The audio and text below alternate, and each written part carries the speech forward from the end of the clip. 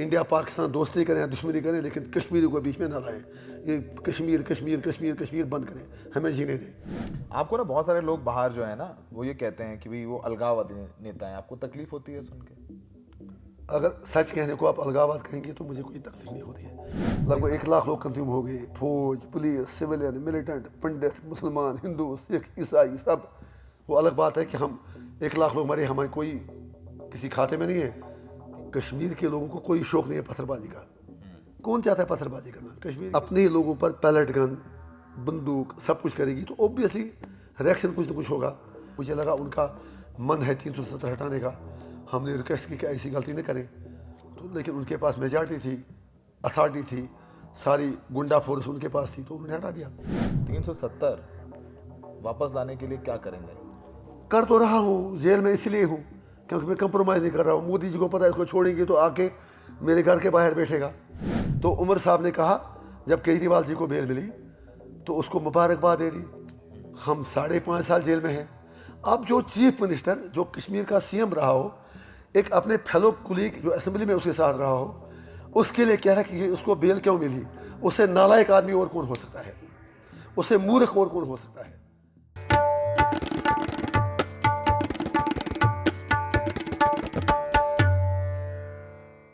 कश्मीर में सबसे ज्यादा चर्चा है इंजीनियर रशीद। इंजीनियर रशीद की चर्चा कश्मीर से पूरे देश में भी हो गई है। जो दिल्ली से आ रहा है पत्रकार उनको ढूंढ रहा है, इंतजार कर रहा है, इनकी रैलियों में जा रहा है।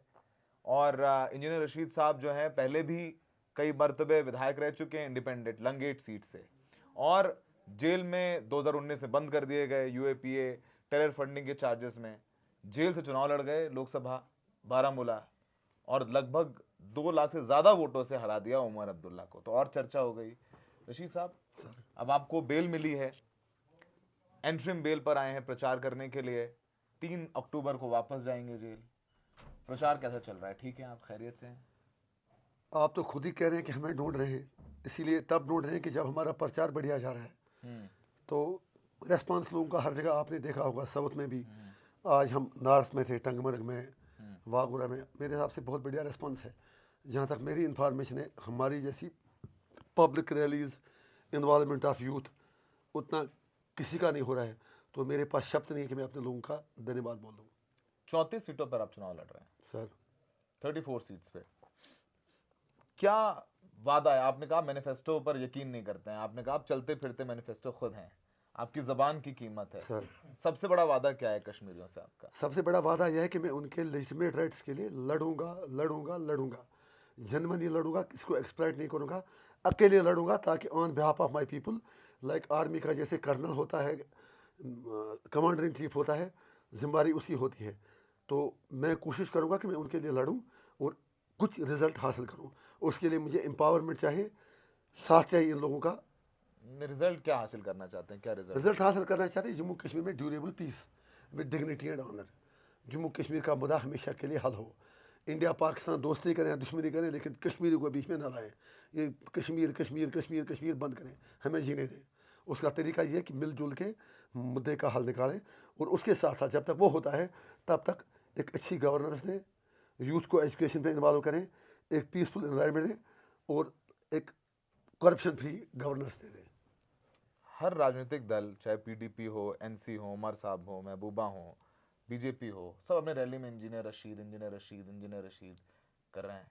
जलवा हो गया आपका? सर, मैं उनकी रैली में गया नहीं, मुझे सोशल मीडिया देखने मैं का। उमर अब्दुल्ला से कल इंटरव्यू करके आया, उन्होंने फिर सवाल पूछे रहे हैं आपको, टीम भी कह रहे हैं बीजेपी की कुछ छोड़ दिया गया चुनाव में आपको, सही कहा। क्यों उमर जो खालिद है, उमर खालिद है, उसको बेल नहीं मिल रही है, सुनवाई नहीं हो रही है, आपको सुनवाई हो गई चुनाव के टाइम पे, छोड़ दिया गया आपको। मुझे उम्मीद है कि जब उन्होंने कहा होगा तो आपको भी अंदर से अफसोस हुआ होगा वो क्या कह रहा है। You must have felt pity for him. सवाल ये है, 5.5 साल में यूएपी में बंद रहा, कश्मीर की बर्बादी कर दी उसने, उसके बाप ने, उसके दादा ने, और अब वो कह रहा है कि बंदा जेल से बाहर कैसे आया 14 दिन में। केजरीवाल 6 महीने जेल में रहा, 100 करोड़ का घपला करके, जो एज पर चार्जशीट, वो 6 महीने में बाहर आया। आरोप है, जैसे आप पर आरोप तो मेरे में आपने मेरे में कहा टेरर फंडिंग, ये नहीं कहा आरोप, मैंने कहा टेरर फंडिंग आरोप। आपको कहना था एलिजेड टेरर फंडिंग। अरे केस है, ऐसे ही बोला जाता है। नो इश्यूज, आप एंकर कर लो, मैं सर, सवाल relax, बता दो, मैं पूछ लूंगा वैसे रिलैक्स जैसा आपको रिलैक्स लगे। मैं रिलैक्स रिलैक्स्ड हूँ, कोई रिलैक्स। बात नहीं, आपने कहा ना, कोई बात नहीं रशीद आपने साहब। तो आपने उमर साहब के ना एलिजेंट इस्तेमाल किया, बड़े काशियसली बोला, अच्छी बात है, सही भी कहा आपने, एलिजेंट है बिल्कुल। आप भी एलिजेंट हैं।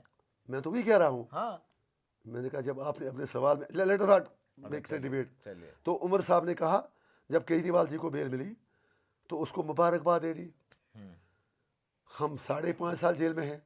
अब जो चीफ मिनिस्टर जो कश्मीर का सीएम रहा हो, एक अपने फेलो कुलीग जो असेंबली में उसके साथ रहा हो, उसके लिए कह रहा है कि ये उसको बेल क्यों मिली?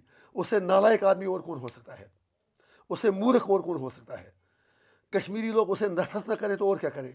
यही वजह है कि ही डिगिंग हिज ग्रेव, वो अपनी कब्र खोद रहा है। तभी तो उसको अब टोपी डाल के नीचे कहना पड़ रहा है कि मुझे एमएलए बना लो। लोगों ने जवाब दे दिया, मामला खत्म। आपने कहा आप चाहते हैं कि कश्मीर में पीस हो, डिग्निटी के साथ हो, वो कैसे होगी? अब ये जवाब दे दिए, थक गए। जिस दिन उस पर बातचीत होगी मैं आपको बता दूंगा उस दिन कैसे होगा।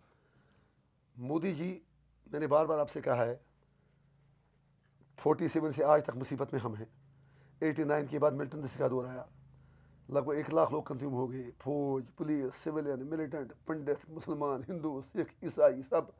वो अलग बात है कि हम 1 लाख लोग मरे, हमारे कोई किसी खाते में नहीं है। 300 कुछ कश्मीरी पंडित मरे, उसको एथनिक क्लिनजिंग कहा जाता है, दैट इज सेपरेट टॉपिक।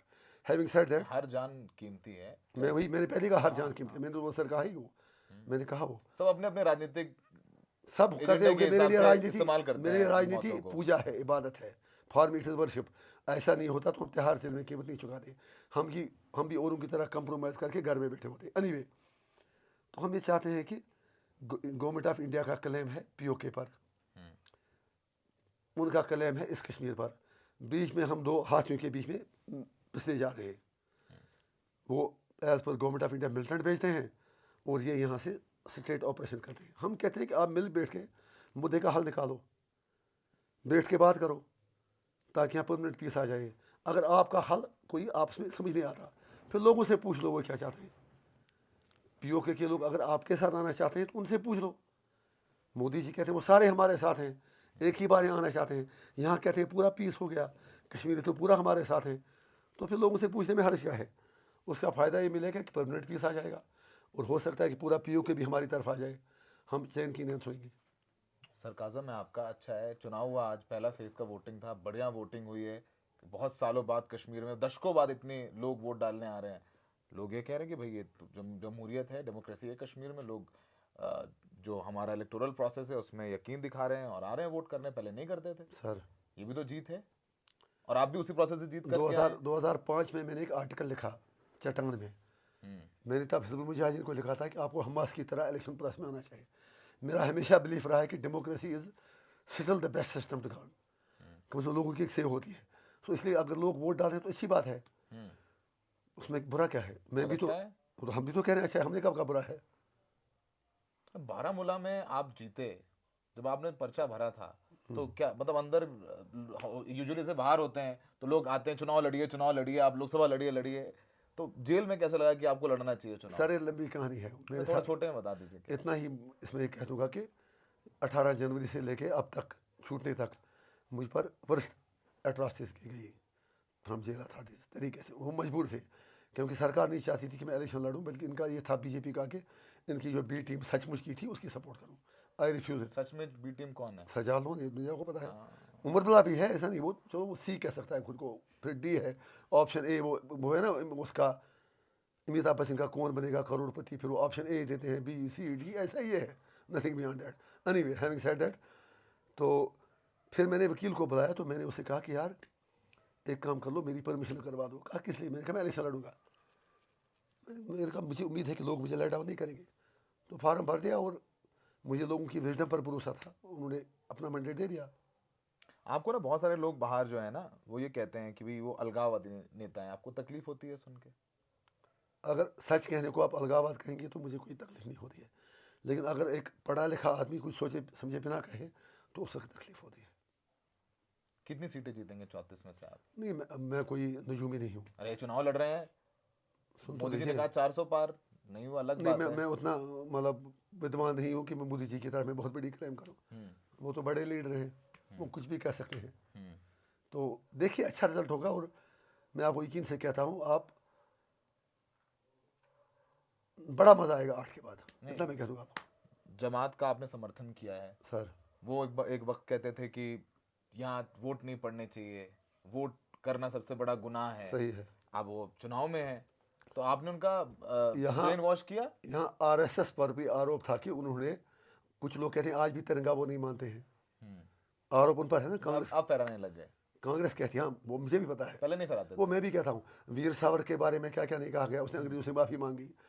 सो हर बंदे का अपना आइडियालॉजी, कभी आइडियालॉजी शिफ्ट होता है।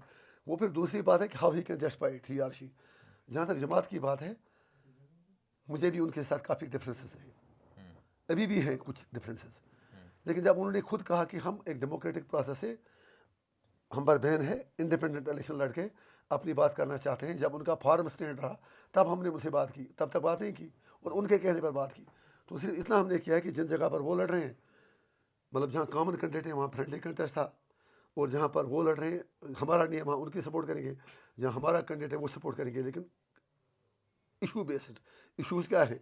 एक, पीस विद डिग्निटी, वायलेंस बिल्कुल नहीं। तीसरी बात है कि कश्मीर मुद्दे का रेजोल्यूशन के लिए गवर्नमेंट ऑफ इंडिया और बाकी स्टेक होल्डर्स को परसुएट करना, इसके लिए कोशिश करना, बस that's all, brief and precise है जनाब। अमित शाह साहब कहते हैं अपनी रैलियों में कि चुनाव हो रहे हैं, वैसे वो एनसी और पीडीपी को कहते हैं कि एनसी की सरकार आई, अगर पीडीपी की सरकार आई तो यहाँ अलगाववाद आ जाएगा, सिनेमा हॉल बंद हो जाएंगे, माहौल ख़राब हो जाएगा, फिर से पत्थरबाजी होगी। हमने पत्थरबाजी बंद करा दी, 3 साल हो गए, इतना टूरिज्म आ रहा है, सब शांतिपूर्ण है वैली में, लोगों के उद्योग चल रहे हैं। ऑन अ लाइटर नोट, अगर सिनेमा बंद होते तो फर्क क्या पड़ता है? नहीं, पत्थरबाजी से तो फर्क पड़ता है। हाँ, पत्थरबाजी बिल्कुल गलत है। कश्मीर के लोगों को कोई शौक नहीं है पत्थरबाजी का। कौन चाहता है पत्थरबाजी करना? कश्मीर के यूथ इतने टैलेंटेड हैं, आप भी एग्री करेंगे उस चीज़ के साथ। पत्थर शौक से कोई नहीं मारता। अगर मैं आपको खुदा बचाए कुछ मामूली कहूँगा, आप ही थप्पड़ मारेंगे, एक के बदले में 2 मारेंगे। जब आप स्टेट, जब इधर से अपने लोगों पर पैलेट गन, बंदूक सब कुछ करेगी तो ऑब्वियसली रिएक्शन कुछ ना कुछ होगा। लेकिन मैं अपना कहूँगा आपको, मैंने हमेशा से कोई एक इंसिडेंट दिखा ले जहाँ मैंने लोगों से कहा कि आप पत्थरबाजी करें। अमित शाह जी की हमें उनके प्रवचन सुनने की ज़रूरत नहीं है, सुनाने की ज़रूरत नहीं है।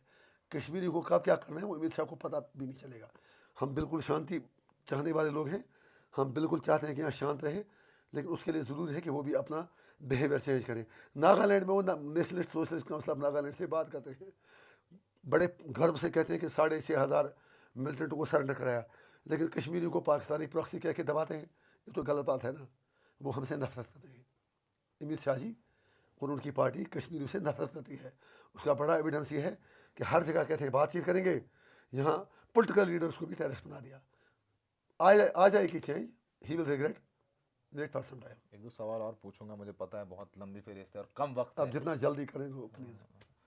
2018 में मोदी जी से एक बहुत लंबी मुलाकात हुई थी, 1.5 घंटे की आपसे। सर बहुत लंबी बात तो नहीं है, लेकिन अगर लब्बो लबाब बताएं मोदी जी ने क्या कहा आपको। आपने आपकी मुलाकात के बाद 2019 में तो फिर 370 हटा ही दिया, तो आपने रोका था उनको क्या?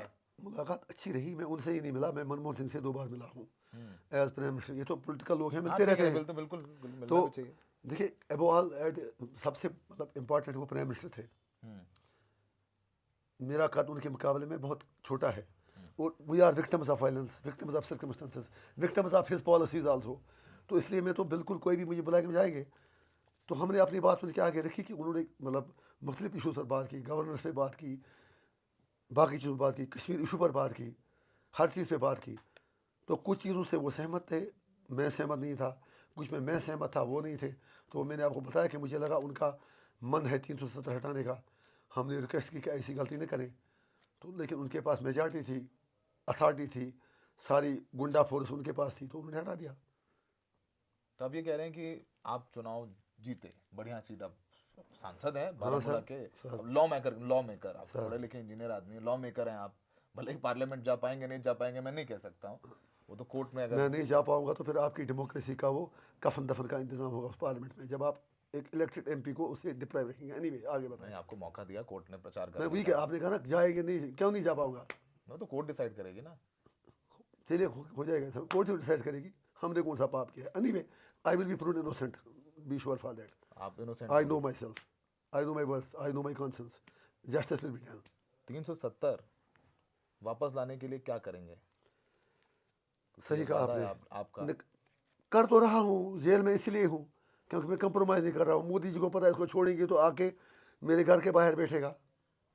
सुप्रीम कोर्ट ने भी कह दिया कि सही किया है। सुप्रीम कोर्ट के कहने से क्या होता है? अरे सुप्रीम कोर्ट मैं कोर्ट है कहता भाई। हूँ सर, मैं कहता हूँ सुप्रीम कोर्ट ने पहले भी जजमेंट दिया था कि 370 जो है ये बिल्कुल पार्ट ऑफ कॉन्स्टिट्यूशन है।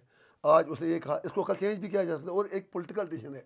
कल अगर यही पार्लियामेंट एक बार फिर एक बिल लाती है और 370 को बहाल करती है तो सुप्रीम कोर्ट कोई ऑब्जेक्शन करेगा नहीं।